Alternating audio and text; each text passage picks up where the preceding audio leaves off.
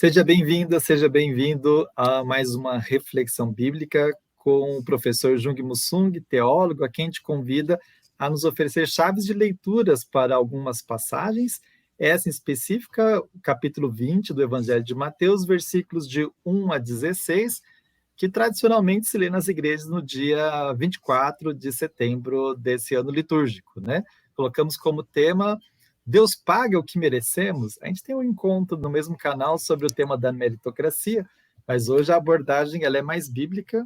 E antes de passar a palavra para você, Jung, eu vou fazer a leitura do texto.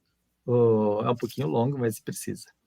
De fato, o reino do céu é como um patrão que saiu de madrugada para contratar trabalhadores para a sua vinha. Combinou com os trabalhadores uma moeda de prata por dia e os mandou para a vinha.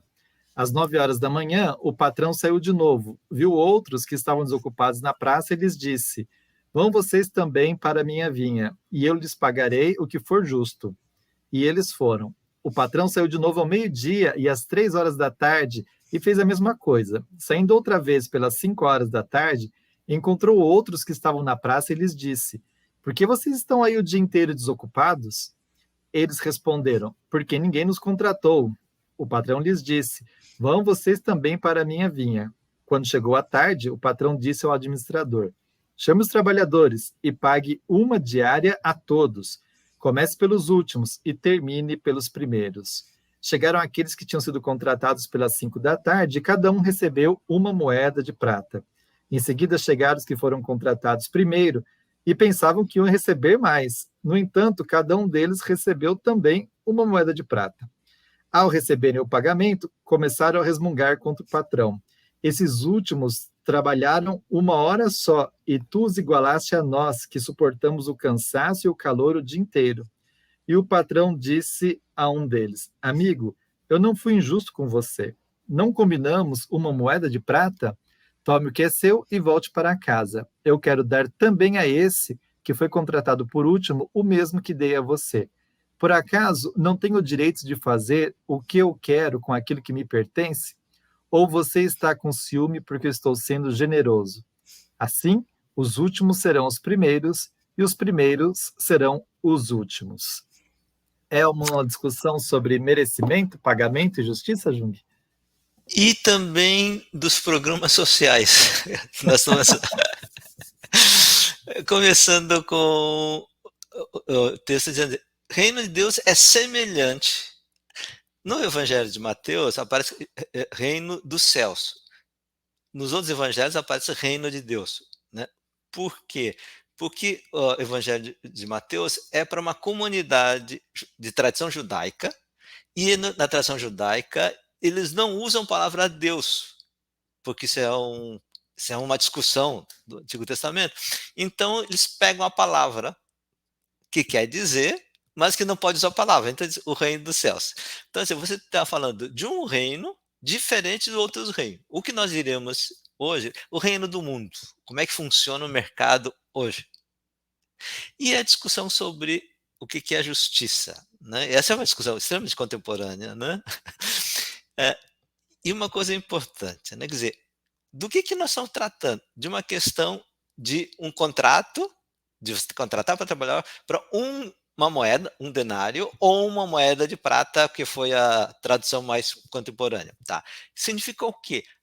É, a moeda que permite uma pequena família sobreviver um dia. Então, os trabalhadores estão lutando para ganhar cada dia. Muita gente, como assim no tempo de hoje, né, as pessoas são, no mundo informal, da economia informal, tem que trabalhar para o que conseguir, é o que vai conseguir comer, né, que manter a família. Então, nesse processo, vai e trabalha. Contrata de manhã, um pouco mais tarde, e é interessante, e chega às 5 da tarde, né, o pessoal que vai receber primeiro, quando esse patrão pergunta assim, mas por que vocês estão aqui ainda na praça, sem trabalhar? Isso é muito importante, né? Porque ninguém nos contratou. Não é porque eu não queria trabalhar. E o cara não desistiu. 5 da tarde ainda desistiu. não desistiu, porque ele precisa manter a família, precisa estar na esperança de que, olha, que talvez alguma coisa, por menor que seja o que eu vou conseguir, melhora do que não comer nada, a família não comer nada. E aí, então, esse senhor faz isso, ele contrata todos, e na hora de cobrar, aí faz nessa história, isso, recebe o primeiro, os últimos, e ganham. Então, aí os pessoal, não, logo os outros vão dizer, os primeiros vão dizer isso, não vão ganhar mais. O Senhor está sendo injusto dar igual?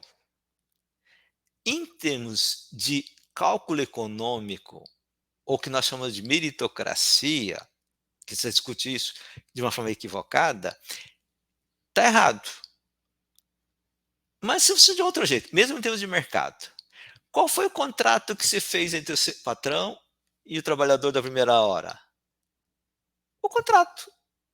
Um trabalho de um dia, um diário.